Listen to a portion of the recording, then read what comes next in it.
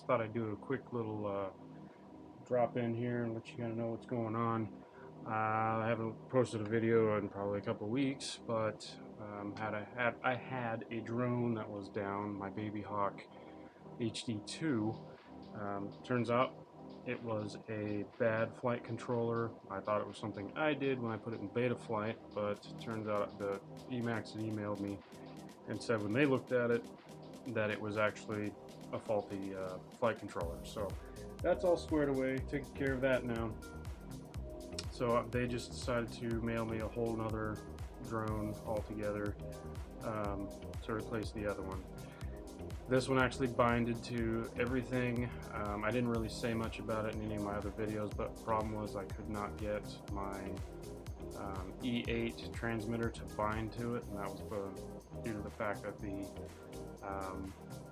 flight controller was shot. So that's been replaced or fixed. So that's no longer an issue. So I decided today I was going to go do a little test flight with my GoPro attached to it, and then also my Instago 360 2 on it as well. And I thought I had hit record on the GoPro, but apparently I did not, so I do not have any of that footage, unfortunately. But I do have some of the Insta360 Go 2 footage that I can show you. But I will say that the GoPro, they say that this can handle it. It can hold it.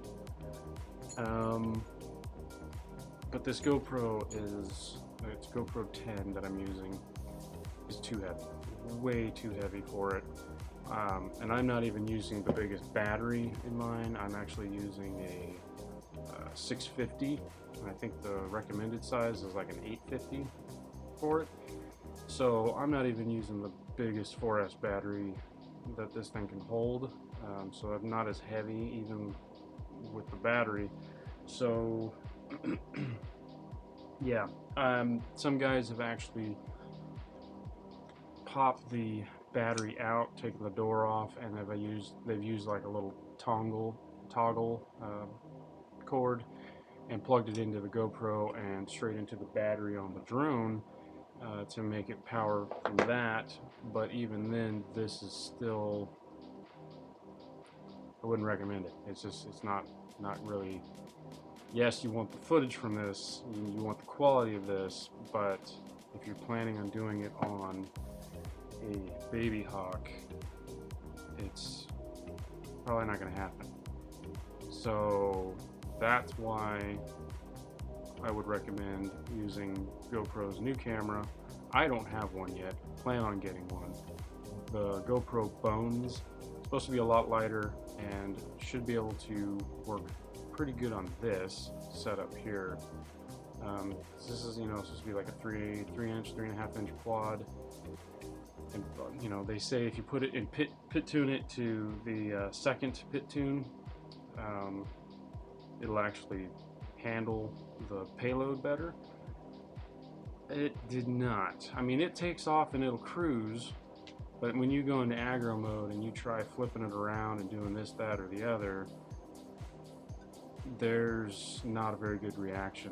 I actually spun out and it was taking forever to get it to come back to me, and almost felt like it was trying to lock back onto the transmitter after it threw itself into a spin. So definitely not something I would recommend using unless you have, like I said, either a naked GoPro or that GoPro Bones, or the Insta360 Go 2 camera. Once I put that on there, it actually handled quite well. I was able to barrel roll, back flip, front flip, all kinds of things, dive, take off. It worked really well because it's a super light camera. So anyway, I'm not going to talk about it anymore. I'm going to show you a little bit of the footage. And if you thought that this was helpful in any way, this video, please like, share, comment, do whatever. Subscribe. Please subscribe. Can definitely use the help. But yeah, again, Baby Hawk HD2, not so GoPro friendly, but definitely Insta360 Go 2 friendly. So I will try out the GoPro Bones once I get it, and I will let you know how that works on there. Till then, fly frosty.